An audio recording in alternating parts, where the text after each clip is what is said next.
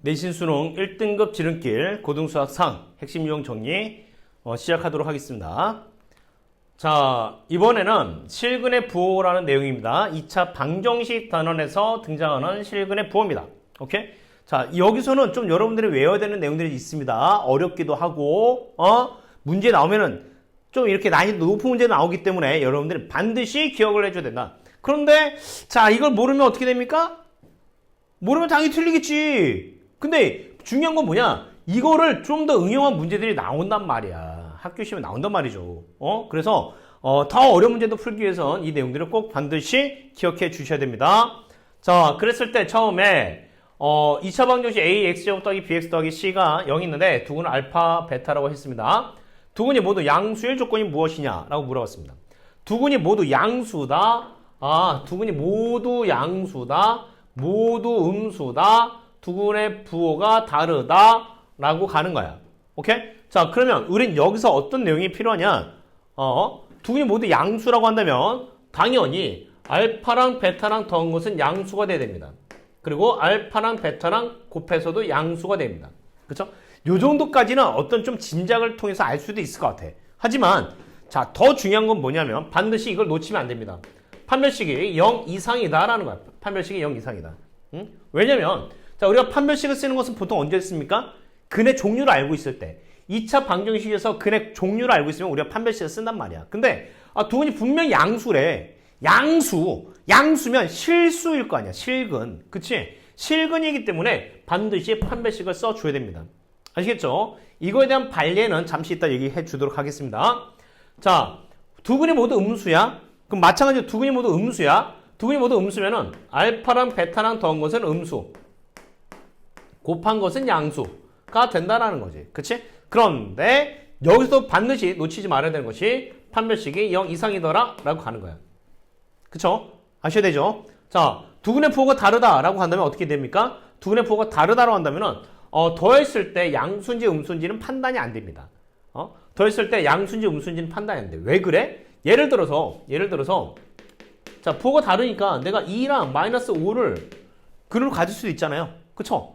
그럼 얘네들은 더하면 음수야. 반면에 자, 마이너스 2와 5를 가질 수도 있죠. 그쵸? 자, 그럼 역시 더했을 땐 양수야. 그러면은 부호가 다른 건 확실한데 자, 얘네들 더했을 때 양수인지 음수인지는 뭐 그것까지 판단할 수는 없다는 거죠. 그쵸? 다만 뭐는 알 수 있다. 뭐는 확실하게 알파랑 베타랑 곱한 거는 알 수 있다. 알파랑 베타는 곱한 거는 확실히 음수더라라는 얘기야. 위에 거든 아래 거든 곱한 것은 무조건 음수다라는 거지. 그러면서 여러분들이 여기서 그럼 알겠습니다. 합은 사용 안 해도 되고 곱은 사용하는 다는 얘기죠. 그죠?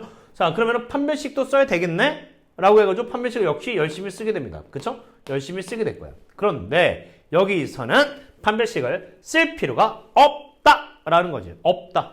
판별식을 쓸 필요가 없다. 그럼 왜 쓸 필요가 없느냐?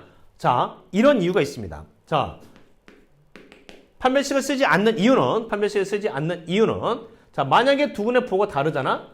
자, 두근의 부호가 다르다라고 한다면 어디로 넘어가게 되느냐? 그래? 그럼 알파, 베타 곱한 것이 음수다라는 것은 확실히 알겠죠? 그쵸? 자, 그런데 얘가 다시 어디로 넘어가게 되냐면은 알파, 베타는 근계수 관계에 의해서 우리가 뭐라 쓸 수 있습니까?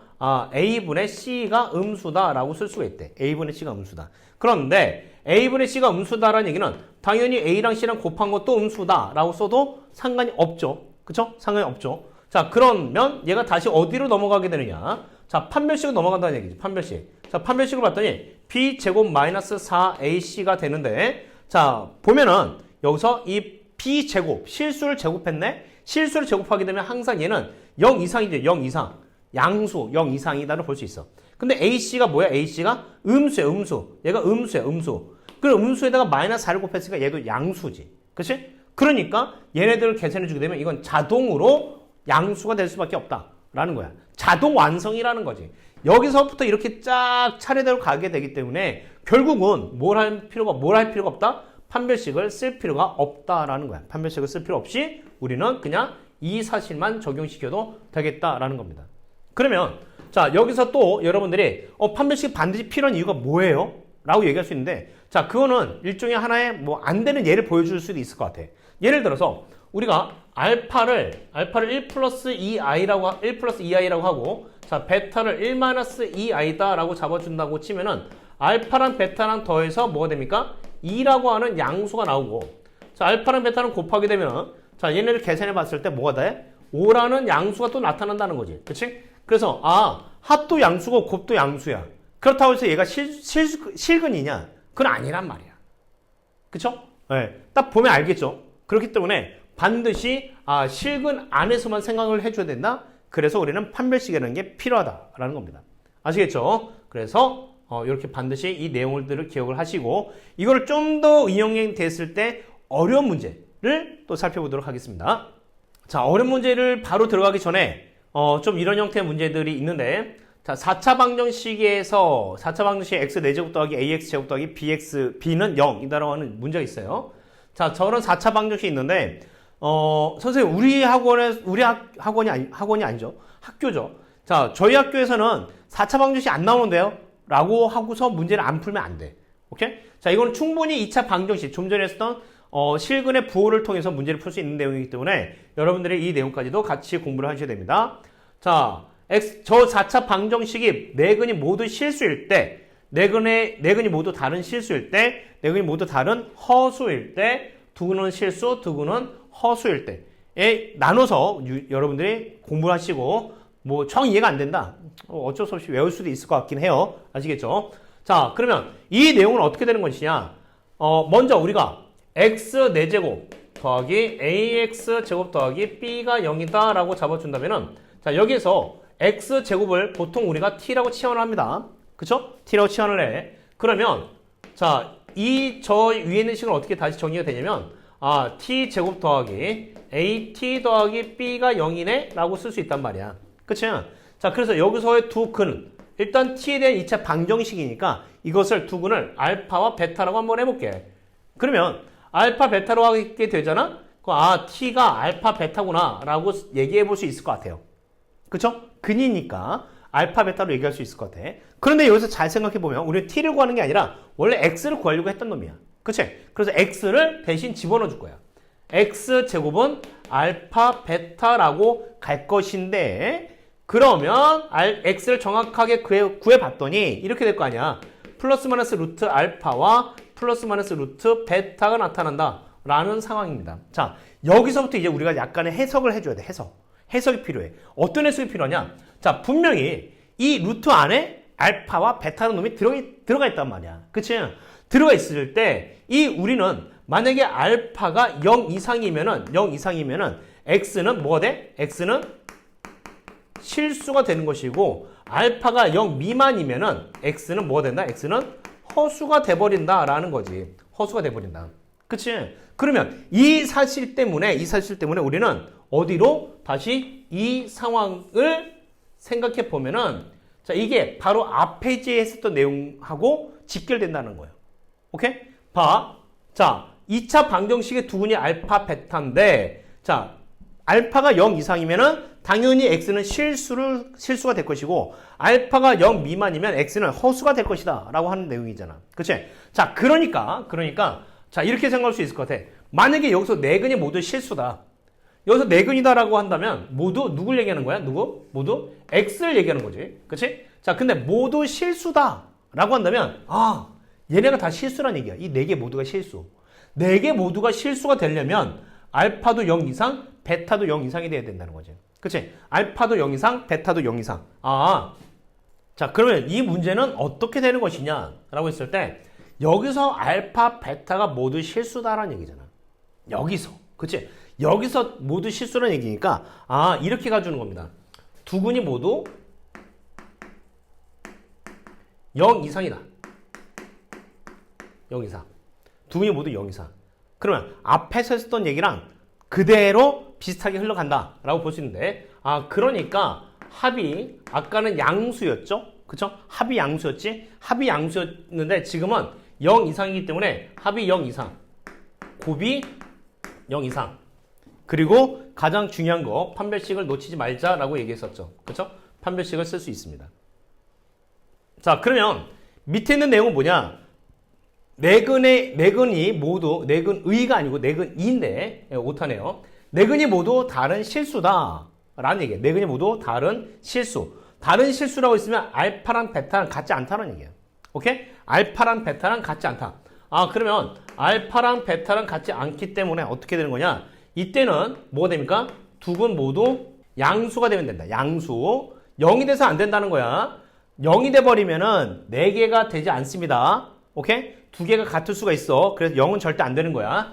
두 근 모두 양수가 된다는 거지. 두 근이 모두 양수가 되면은 어떻게 한다? 합이 양수, 곱이 양수. 자, 거기다가 판별식을 써줘야 되는데 이번엔 판별식이 0 이상이 아니고 0보다 크다. 왜? 서로 다른 네근이다라고 얘기했기 때문에 모두 다른 네근이다라고 얘기했기 때문에 우리가 알파랑 베타는 같지 않다라는 거지.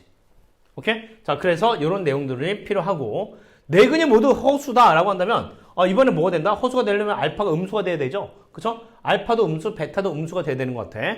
자, 그러면 네근이 모두 허수다라고 한다면은 어떻게? 두 근 모두 음수라고 가지면 되고 그러니까 합이 음수, 곱이 양수 그리고 여기서 판별식이 0 이하가 될 수 있겠죠. 그쵸? 자, 두 근은 실수고 두 근은 허수래. 두 근은 실수고 두 근은 허수야? 그러면 얘는 실수라고 한다면 얘는 양수. 그쵸? 얘는 허수라고 한다면 얘는 음수가 돼야 되는 거야. 그치? 자, 실수와 허수가 된다. 즉 얘가 양수와 음수가 나타난다는 거지. 양수와 음수가 나타나는 거기 때문에 자, 이거는 어떻게 가면 되느냐? 두 근의 부호가 자, 다르다라고 가주면 됩니다. 두 근의 부호가 다르다. 두 근의 부호가 다르다라고 했으니까 이럴 때는 어떻게 쓰기로 했어? 그냥 곱만 따지기로 했는데 곱이 음수다라는 얘기지. 곱은 음수다. 그쵸? 그런데 뭐 두 근이 실수다라고 해서 실수가 되는 경우는 0도 포함될 수가 있기 때문에 그래서 우리가 여기다가 이 등호를 같이 집어넣어주면 됩니다. 그쵸? 물론 앞에서 얘기했던 것처럼 판별식은 쓰진 않죠. 자, 근데 자 이거를 그냥 싸그리다 외워버리면 또 안 된다. 싸그리다 외워버리면 안 된다. 왜냐하면 여기서 조금씩 달라질 수가 있습니다. 얘기했듯이 네 근이 모두 허수인데 모두 다른 허수야. 모두 또 다른 허수래? 그러면 여기서 판별식에서 등호가 빠질 수도 있어. 그러니까 이런 식으로 해서 가지고 약간씩 디테일적인 부분들이 있는데 그런 것까지 우리가 다 세밀하게 외울 수는 없죠. 그치? 그러니까 일반적으로 여러분들이 이렇게 이해를 하는 게 중요하고 그리고 좀 더 디테일한 부분들은 여러분들의 어떤 경험, 어떤 학습 역량, 학습 양에 대해서 이렇게 나타날 수가 있을 것이다 라고 볼 수가 있을 것 같습니다. 아시겠죠? 자, 그럼 이런 문제 한번 풀어보죠. 방정식 x 4제곱 마이너스 5x제곱 더하기 7, k 빼기 7이 0인데 모든 근이 실수가 되도록 하는 뭐가 되는 실수가 되도록 하는 실수 k값의 범위를 구했을 때 알파랑 베타랑 곱해봐 라고 하는 거지. 자, 그러면 이렇게 접근해 주기로 했었죠? 다시 한번 차근차근 설명해 볼 테니까 잘 보세요. 자, 우리가 x제곱이라는 놈은 t라고 치환을 하겠다. 그치? 자, 치환을 하게 되면은 저 식은 어떻게 된다? t제곱 마이너스 5t 더하기 k 빼기 7이 0이다 라고 하는 것을 알 수가 있겠고 여기서 만약에 두 근을 알파와 베타라고 해봅시다. 알파와 베타로 해볼게요. 그러면 자, t라는 놈은 어떻게 한다? 알파와 베타가 되는 것이지만 일단 여기까지만 생각하세요. 여기까지만 일단은 네모로 하고 그 밑은 우리가 해석이야. 해석하는 과정. 자, 뭐냐? t를 구하는 건 아니었으니까 x제곱으로 돌려주게 되면 x제곱은 알파와 베타래. 그러면 얘는 플러스 마이너스 루트 알파와 플러스 마이너스 루트 베타가 되면서 4개의 근이 생길 수 있다는 얘기야. 그런데 자, 4근이 모두 실수가 된다. 실수가 돼야 돼. 얘가 실수가 돼야 돼. 그러면은 얘가 실수가 되려면 알파도 0 이상, 베타도 0 이상이 돼야 된다는 얘기네. 그치? 그래서 알파가 0 이상이구나.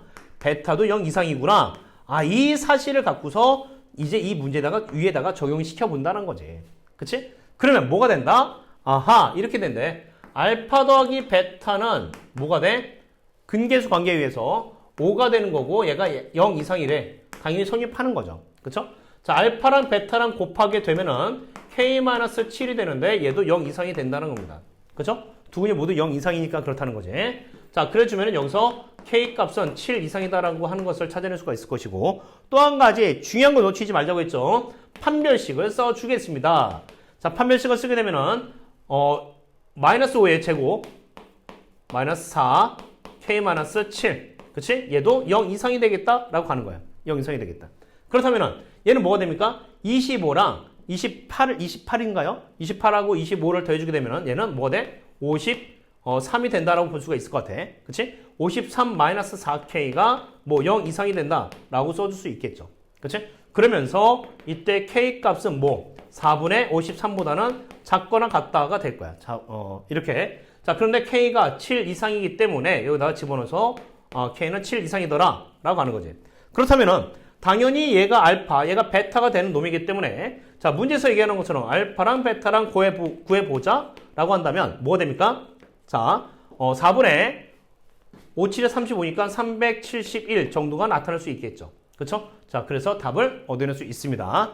이렇게 좀 어려운 내용이 될 수 있겠지만 학교 시험에 반드시 나올 수 있는 아주 중요한 유형 중에 하나니까 꼭 기억하시기 바랍니다. 화이팅!